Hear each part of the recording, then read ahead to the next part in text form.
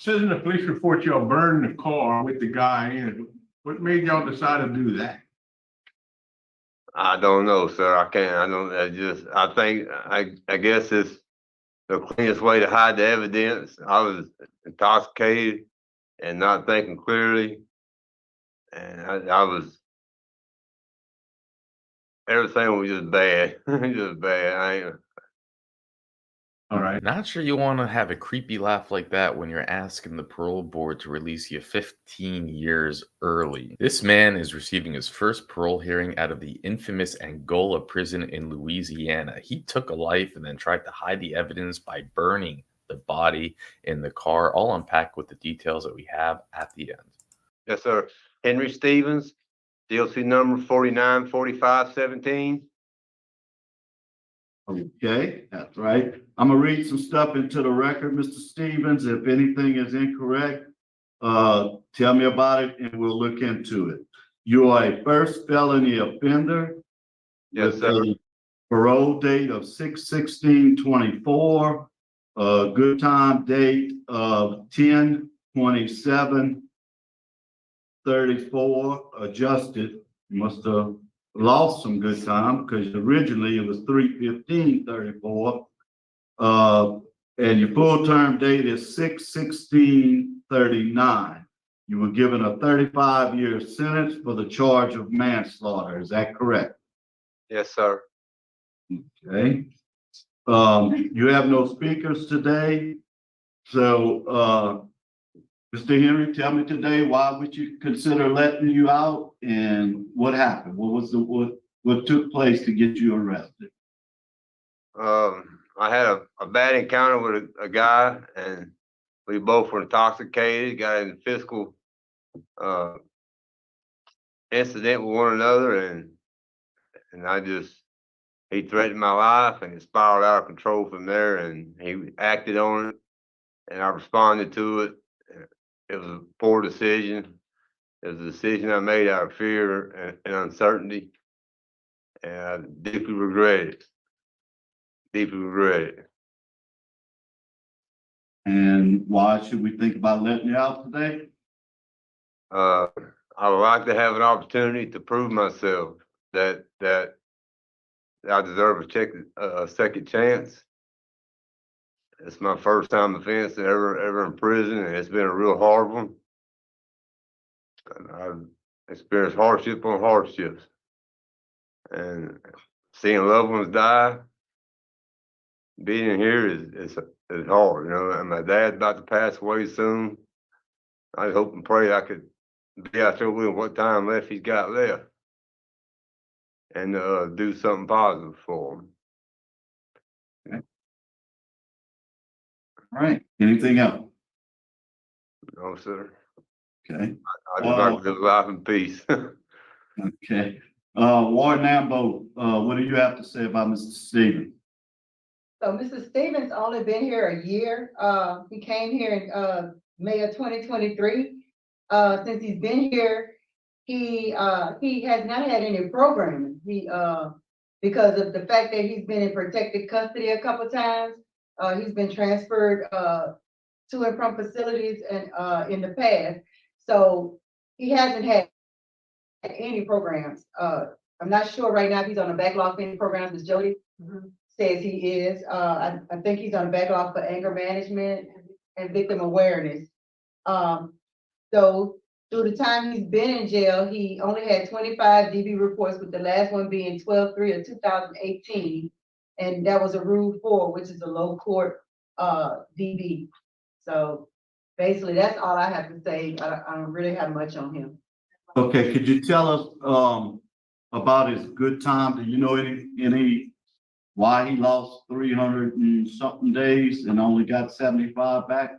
Yeah, if he's only had 25 write-ups and he lost 301 good time days, I'm a little confused. Yeah, I'm gonna let my manager explain it to you.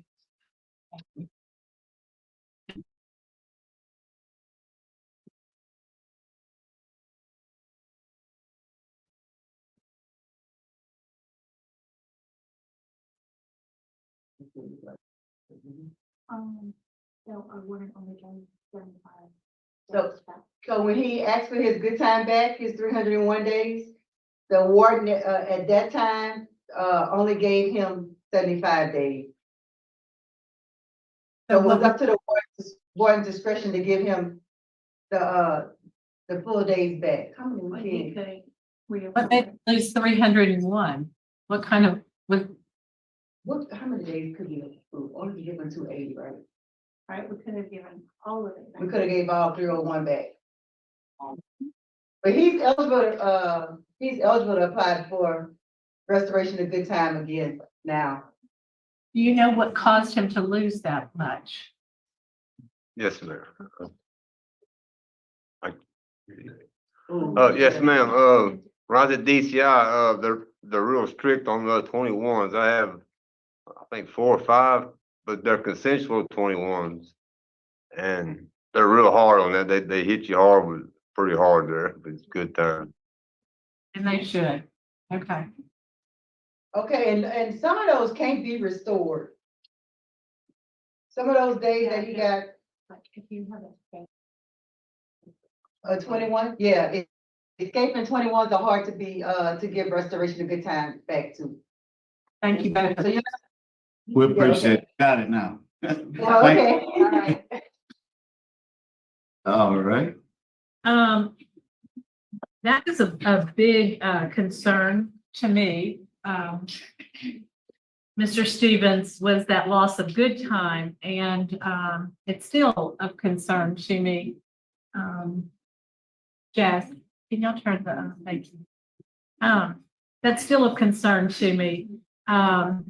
You know, at this point, I don't have any questions. When you were given manslaughter charge, you could have been given a second degree. You pled down to manslaughter, correct? Yes, ma'am. Okay, so that was a huge break right there. Yes, ma'am. You only get 35 years.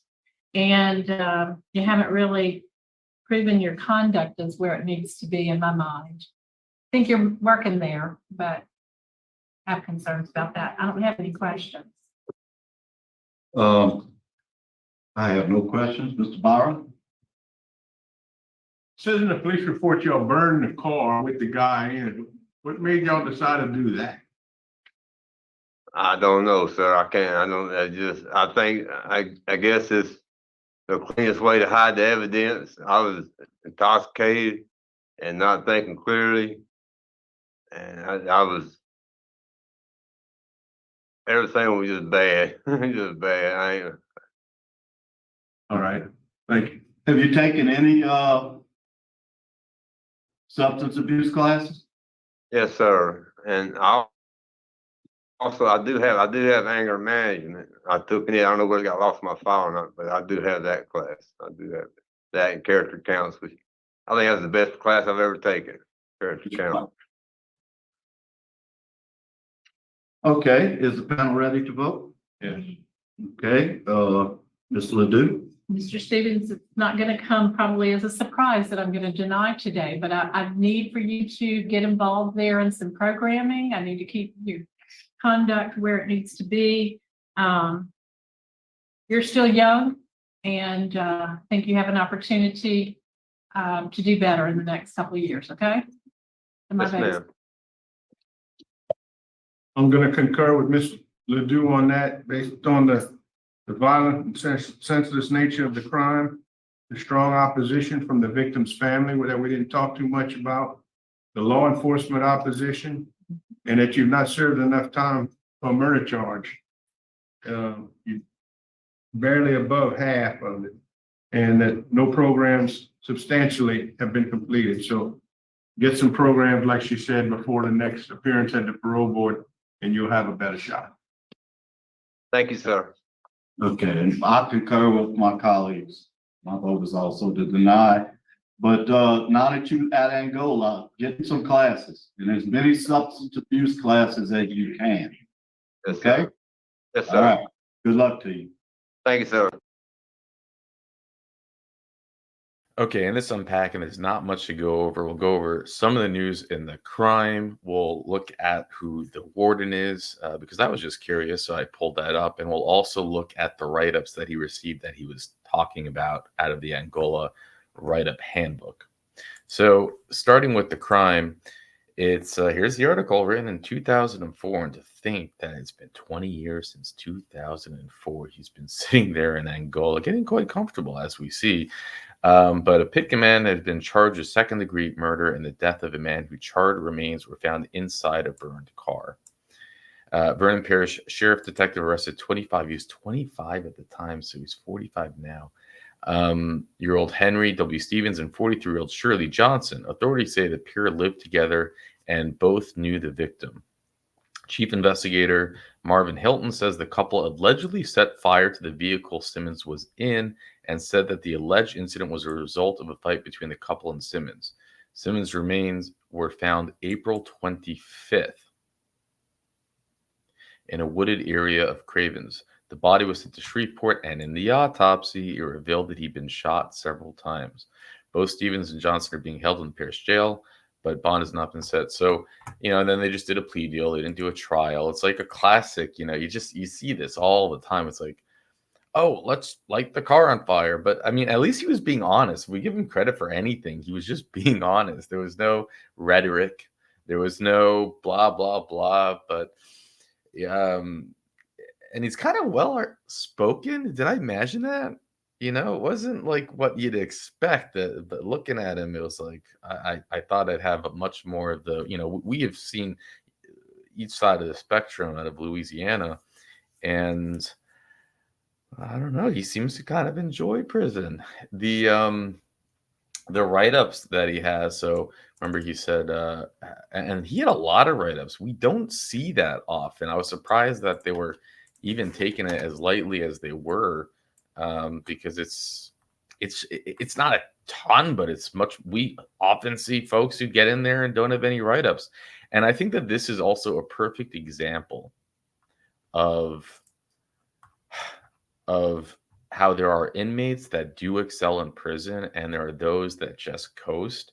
And we so often see the ones that excel, and it's hard to know, do we really appreciate them excelling? What? So they took programs, so they are involved in this and in that. But yeah, there's a big difference. You can kind of see in this case, someone who's been locked up for 20 years where he's done pretty much nothing. And I think if anything, it can help us appreciate the ones that are more ambitious, that do something. Because if he had done something, if he was extraordinary or stand out, he would have gotten paroled. I think. You never know. The board's being a bit tougher these days. So here's his 21 write-up. And that means, so a 21 write-up is a sex offense. And then it goes in categories of A, B, C, D, right? So you have the non-consensual, you have, which would be the A, so that's the worst. You have B, which is, then you have C,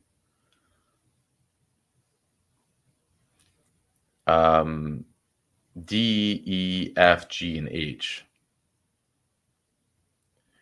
And it goes through the different, now his were the 21,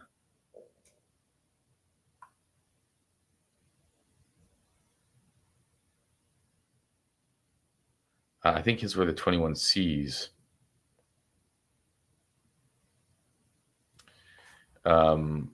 Which is offender and offender.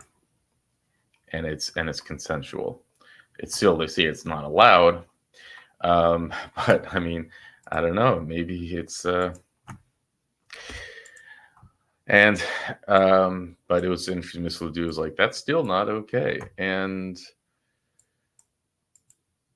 here is the article on the warden. I didn't realize this. I was curious, so I just brought it up. And so it was the first Black woman to be a warden at Angola. Now they have had assistant wardens, but she was the first warden. And this is written in 2022.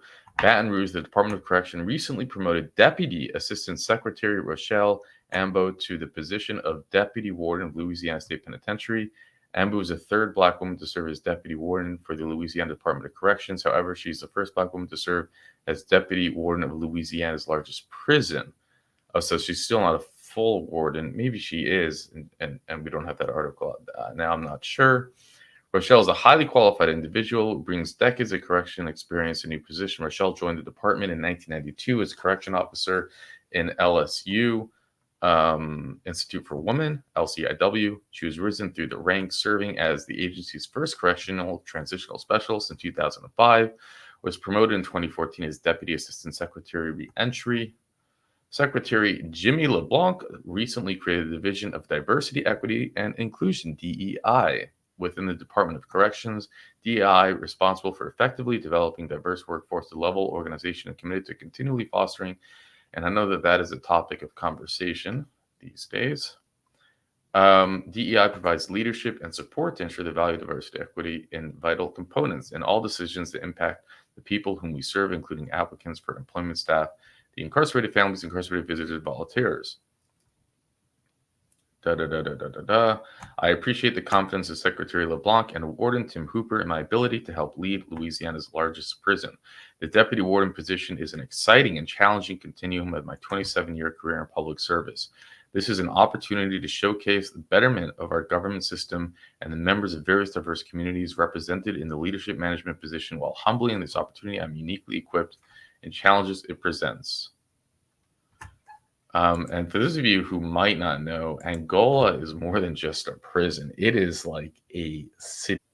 According to Wikipedia, Angola is the largest maximum security prison in the United States with 6,300 prisoners and 1,800 staff.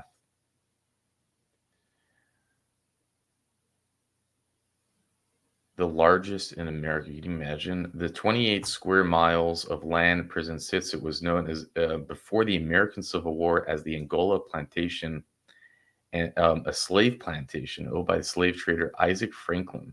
The prison is located at the end of Louisiana Highway.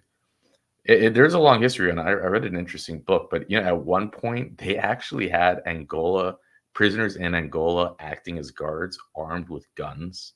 If you can believe that was a thing back in the day. And they basically, it's almost like everything in Angola is handled in Angola. The food is processed in Angola. Everything, it's like a self-sustaining little city. Focused around really profit and whatnot. And there's a lot of controversy around Angola, of course. And here's just something I was curious about, so I pulled it up. Louisiana State Penitentiary salaries. The highest salary in LSU in 2023 was $364,000. If you can imagine that, not bad. Number of employees year in 2023 was 1,300. The average salary was $60,000, and the median salary was $58,000. LSU average salary is 7% higher than the USA average salary, 35% higher than the US median. That's actually much higher than I thought. I mean, I know that starting off in a lot of these correction facilities, it's in Louisiana, it's absolute minimum wage. At least that's from the information I've read up until this point.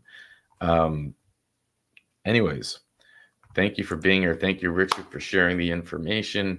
Subscribe, help the channel reach 100,000 subscribers. And with that, I'll let you go.